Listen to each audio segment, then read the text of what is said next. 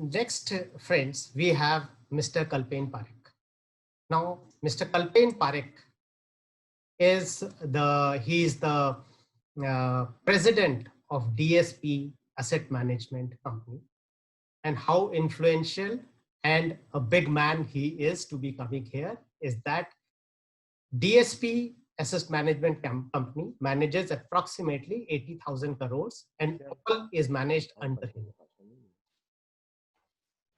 We all love to talk to him. He's such a simple, down to earth person. And the very first thing that strikes you is his sincerity and simplicity, literally floors you.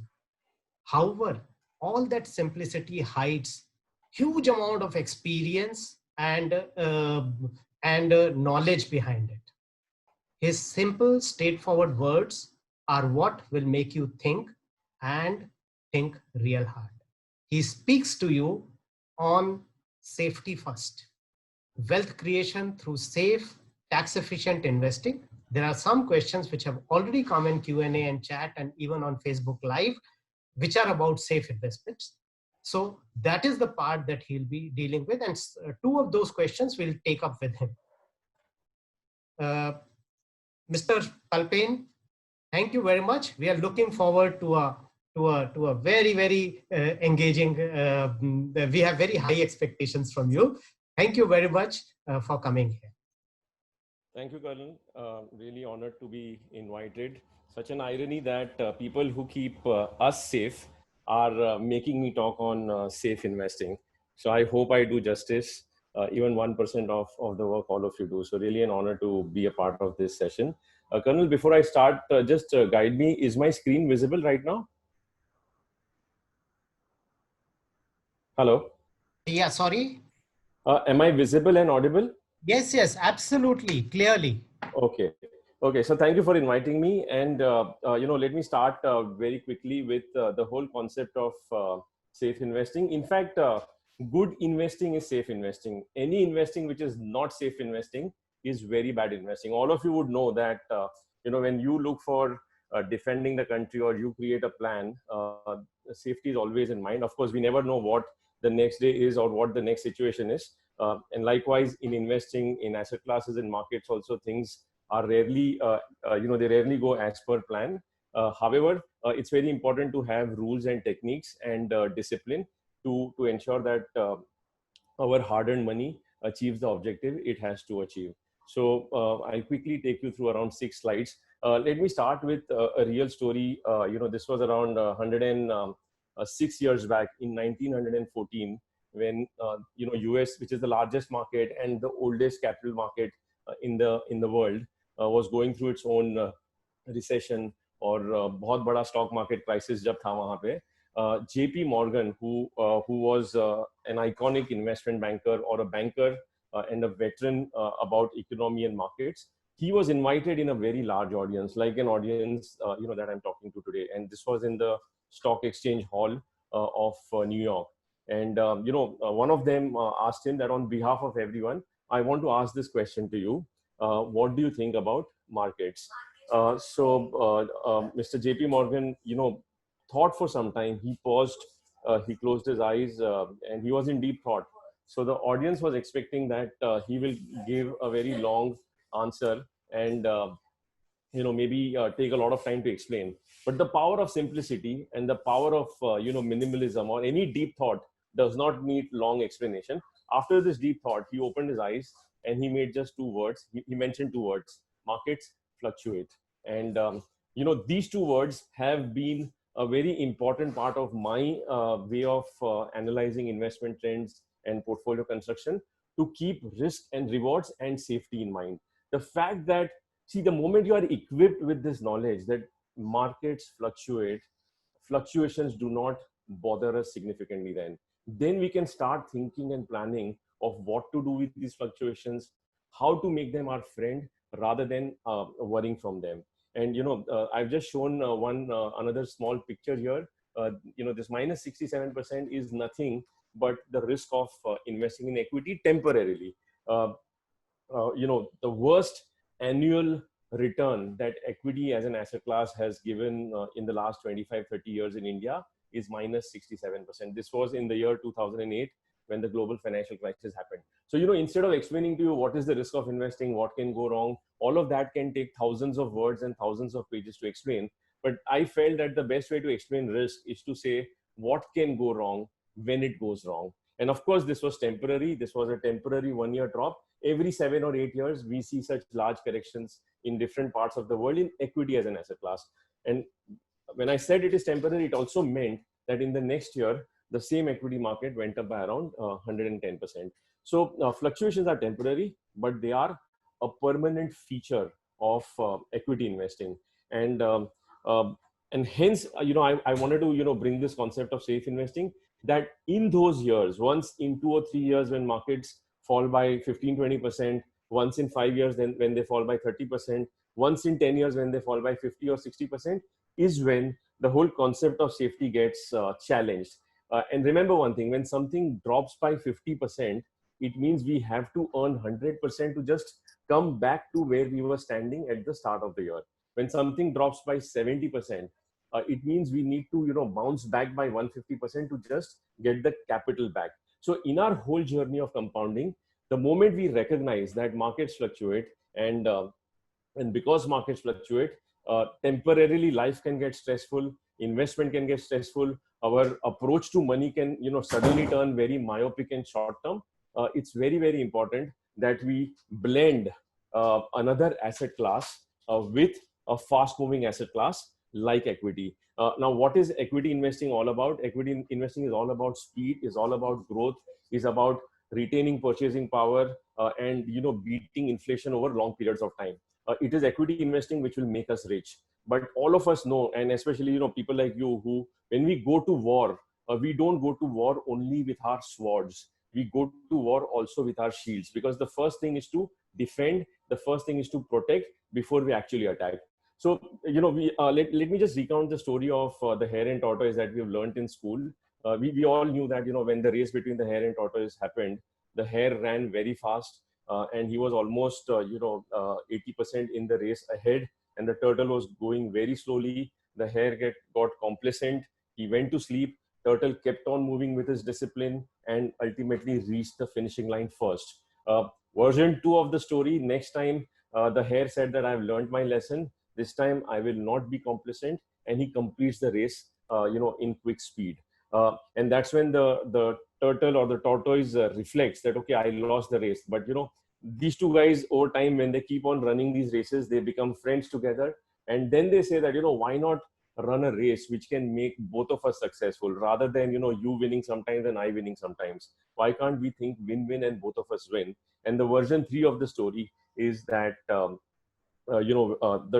the tortoise says that, okay, in this race, before we reach the end post, there is a river in between, which the hare cannot cross on his own. So till the river, the turtle and the hare go together, where the hare carries the turtle along with him, so that they reach up to the river fast rather than slow. And then the turtle and the tortoise starts swimming in the river with the hare on the back of the turtle. They cross the river also, and then again the race resumes. And both of them reach the end destination together, but collectively faster. Now, that is exactly what the whole concept of asset allocation is. When I highlighted here that when markets fluctuate, the best way to reduce these fluctuations and keep our portfolios safe, minimize our portfolios from large accidents or sharp fall in capital value. A lot of us have seen that in the month of March when NAVs fell by 35-40%. The best way is asset allocation in a dynamic way. And I'll show you that with an example. When you blend the hare and the tortoise together, the hare is equity, runs fast, but also keeps fluctuating very fast. The tortoise is debt, is fixed income, is debt funds. It runs at a slow pace, but does not meet accidents. So when you look at this blue line, and this is data since 95, 96, almost 25 years of data, this blue line is a reasonably steady line like the tortoise. And the purple line is the line of equity, which can have significant fluctuations. And if you notice, for long periods of time, the purple line is below the blue line, which means, our returns in equity, if we invest only in equity, can be lesser than fixed income or lesser than debt funds, many points in time. So if you notice all along in this journey from 96 till 2004, someone had invested for 8 years, debt returns were higher. or even after the 2008 crisis with that 67% fall, when the purple line came back, on this date, all of us at this point in time would have wondered that even if I started in 96, it's been almost 14 years, but the equity and debt returns look very similar. So every time we see such sharp falls in the market, we realize that debt, plays a very important role. Defense plays a very important role. Now look at the beauty of this mathematics of putting the two asset classes together. When you introduce debt in your portfolio in a very significant way, I know that, while you are serving in the armed forces, you have a separate debt plan which gives you, meaningful tax efficient returns. But let's say after you have, completed your services and while you are living a retired life, the tax efficiency is lost.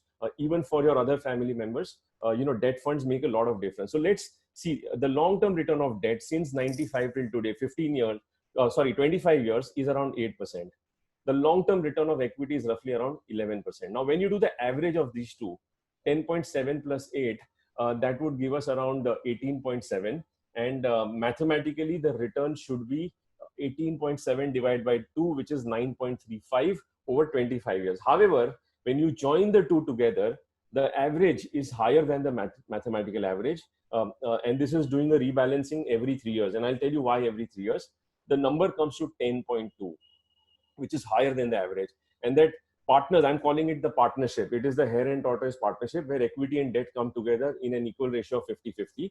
That partnership is this orange line. And if you notice, the orange line moves in a reasonably far more steady manner than the line of equity. At the same time, does not compromise on returns, because if you notice, the difference between 8 and 10.7 is 3.7. But by adding debt to the extent of half of the portfolio, you are still earning 2.2% higher return. So you're only compromising 0.5% of your overall returns.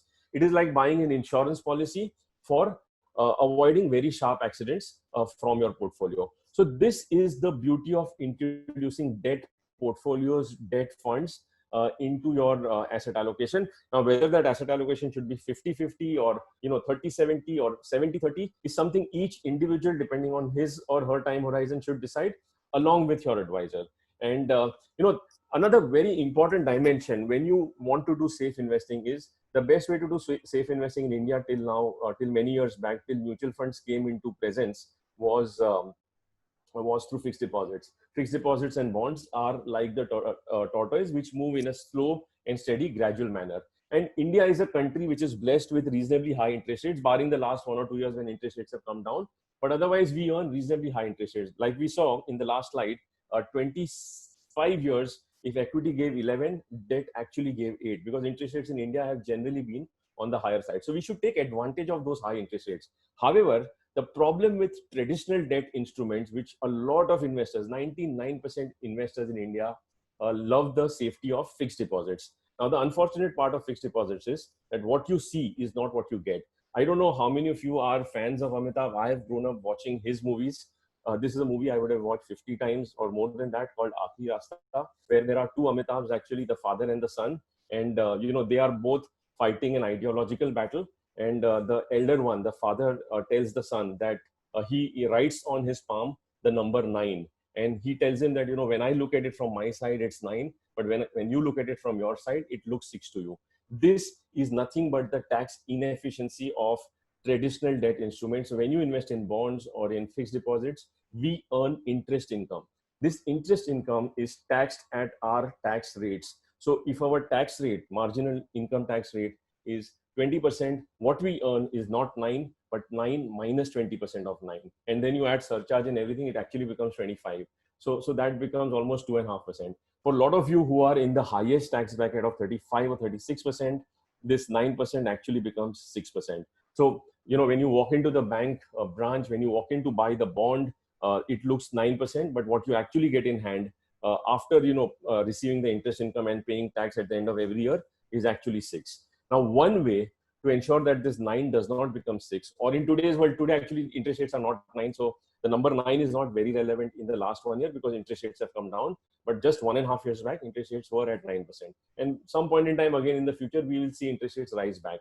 But today, if you were to go to a deposit and invest at a 6% rate, On that 6%, the moment you pay 35%, that's roughly 2.3% cut in your return. So 6 minus 2.3, what you earn is roughly 3.5, 3.7% return after tax. How do you make this safe investment tax efficient? So mutual funds have beautiful products called short-term funds, which are nothing but super fixed deposits, because they take money from all of us and they invest this money across multiple deposits. They invest in multiple bank certificate of deposits. They invest in Government of India bonds. They invest in corporate bonds of 2-year, 3-year average maturity, which is like the fixed deposit version of company fixed deposits. So it's a diversified portfolio of 1-year, 2-year, and 3-year instruments put together. Underlying will have around 20, 25 names. So you also do not have the risk of, one bank going bad. We've seen in recent times how, banks have struggled also from a survival point of view. So the beauty of a debt mutual fund is, one, it gives you diversification. It gives you similar gross returns. So if fixed deposits are giving 9, even these funds will broadly give 9 at a pre-tax level. But even at a post-tax level, because of a beautiful concept called indexation, the post-tax returns can be very close to what your pre-tax returns are. The 9 there will not become 6. The 9 there will roughly become 8.1, 8.2, or in times of very high inflation, that 9 will actually become 9 plus also, because from an accounting point of view, from a taxation point of view, it will create the indexation benefit creates a taxable loss which you can use to offset against any other gains, so that 9 can actually remain 9, or today's 6 can actually remain 6. And I'm sure when you interact with Sanjeev and his team, they will guide you with this whole concept of indexation. Remember one thing: we are all, while we are blessed to be in a country like India, but we are also unfortunate that the country is an inflationary country. So we always have to battle inflation, all types of inflation: lifestyle, food, healthcare, medical, education. All of them are inflationary in nature. Oil prices world over have gone down, but if you notice in the last 6 months, we are paying the highest prices for fuel and petrol and diesel, because as a country with very high deficit, the government, one, will always need to keep tax rates reasonably high. Number two, there will always be inflationary pressure, and the biggest enemy for our wealth to grow is inflation and tax. And the best way to beat inflation is growth assets, which is equity. The best way to beat tax is investing for more than 3 years and taking advantage of the concept of indexation. So with that, I come to the last point: how to really build this asset allocation, how to introduce the concept of debt mutual fund in your overall portfolio, what should be the ratio of debt or equity. In the last session, Ajit mentioned about adding gold as a asset class. You could add international equities as an asset class. Today, we are doing this presentation. I am talking from my iPad to you. I'm using an Apple product. I do most of my conferences in current COVID times through Cisco WebEx. It's a company called Cisco. All these companies are profit-making global companies. So international investing becomes another slice of introducing safety in portfolio. And the best way to build all of this is either you study on your own, but if you do not know some of these equations and rules on your own, please look for good advice, because otherwise trying to build your own portfolio without complete knowledge is extremely harmful. Instead of safe investing, it actually becomes dangerous investing.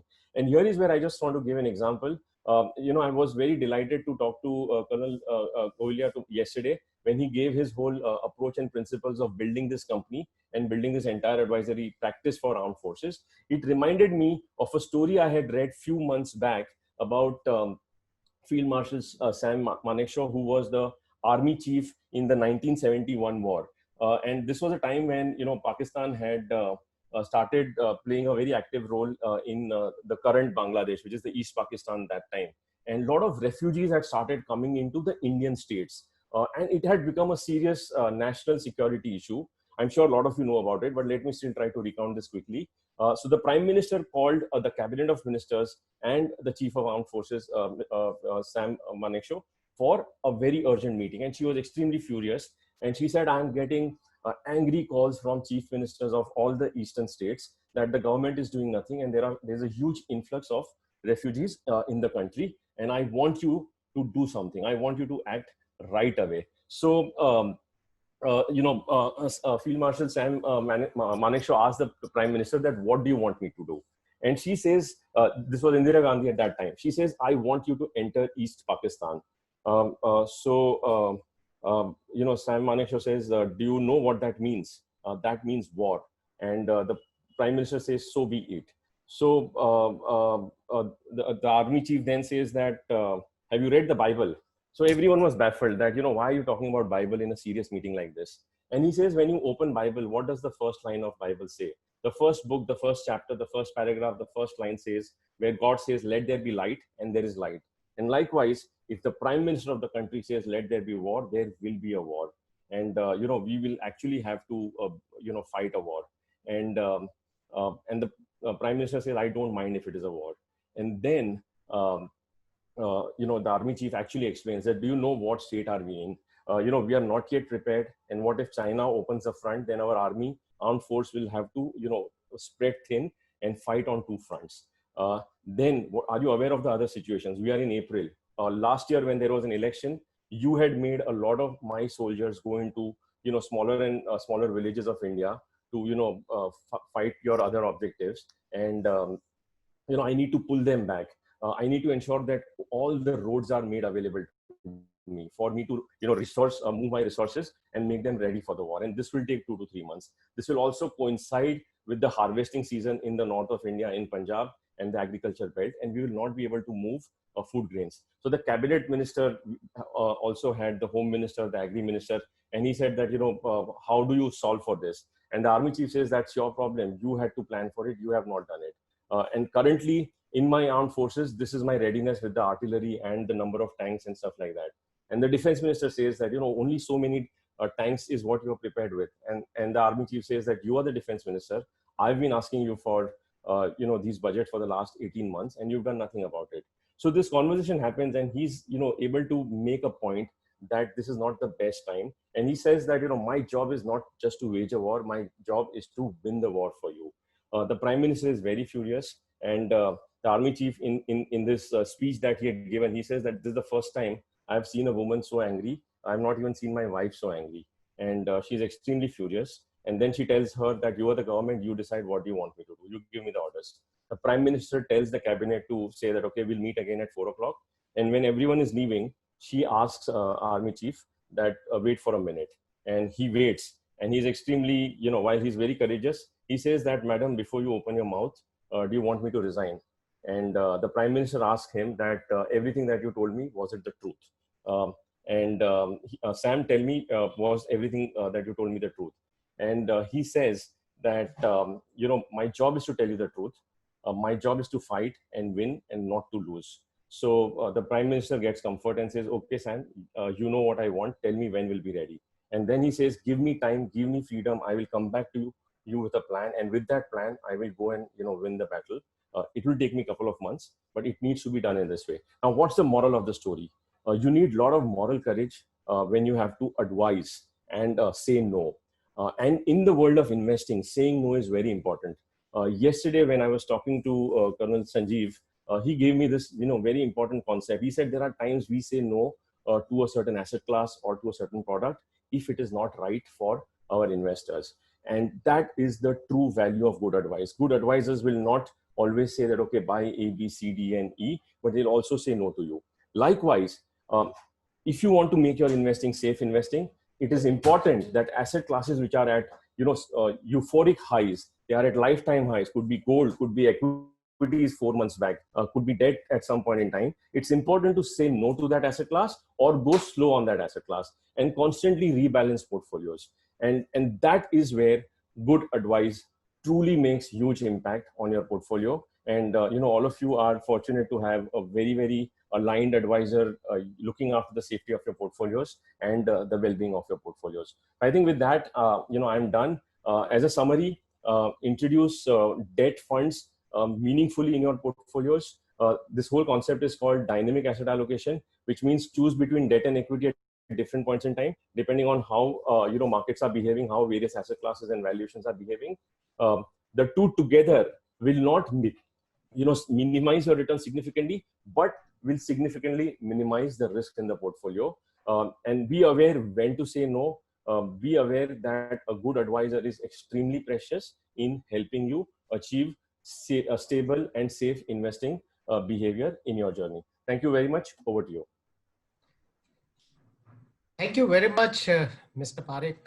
It was great. It was explained by you debt, which is very complicated, not as simple as equity. It was explained in a very nice manner, and grateful to you for that. Huge number of questions have come on Facebook Live and here also, but we also are running behind time right now. So I will only ask one question, which actually has many questions asked combined into one. Now, the question is that companies like Franklin Templeton funds, their funds have, with excellent ratings, too, have gone down. What then do you believe in debt funds? Can they still be considered safe the way we look at PPF, DSOP, and FDs? Yeah, I think great question and very timely question. Let me assure all of you on behalf of the fund industry, not just DSP Mutual Fund, I've been investing in debt mutual funds since 98. My portfolio even today has 44% in debt mutual funds. And I have zero single rupee in fixed deposits. Everything is in debt mutual funds or provident fund, not just for me, but even for my retired father. What happened with Franklin Templeton products, was particular segment of their products, is a small universe of, let's say, 20,000 crores in a larger universe of 25 lakh crore size of the mutual fund industry. The entire debt mutual fund AUM is around 15 lakh crores. And this problem has happened on a very small component, and which also is a temporary problem. I feel at some point in time, all this money will come back to investors. But the style of investing in Franklin Templeton style of portfolio investing is called credit risk funds. We are talking of simpler, safer debt funds. Credit risk funds are one type of debt funds, but they are the aggressive version of debt funds. And one biggest learning, I would assure, and there are many presentations that I do, I tell investors, do not look at ratings, do not look at, a lot of these headlines, because many times people who rate, these products, I have seen people who come and analyze our portfolios and performance and interview us and ask us questions. They've had 2 or 3 years of experience, whereas market cycles are 20, 30, 40 years. A 2-year, 3-year kid cannot really know what market cycles are. So, do not go by ratings. Ratings are the biggest enemy of your long-term outcomes. Go by common sense principles. See where is your money invested. Open the fact sheet and see, okay, so when you open the fact sheet of a AAA short-term bond fund or a dynamic asset allocation debt component, you will see names like Power Finance, you will see names like Exim, HDFC Bank, HDFC Limited, Reliance Industries. When the names are known to you, that is called safe investing. When the names are unknown to you, that is called risky investing. That risky investing can give you 1% extra return for some time. But a lot of investors and advisors and media and rating agencies also get carried away. Even we as fund houses get carried away when we try to chase that extra 1% return. All I'm saying is look for safety in the quality of the portfolio, in the familiarity of the names, and have a good advisor who's constantly guiding you that, okay, while these funds are giving excess return, but there is risk here, and hence stay out. So I'll tell you, even DSP, for the industry, every mutual fund has a credit fund, including DSP. But for example, I have not invested my own money in credit funds because I understand that credit funds means credit risk.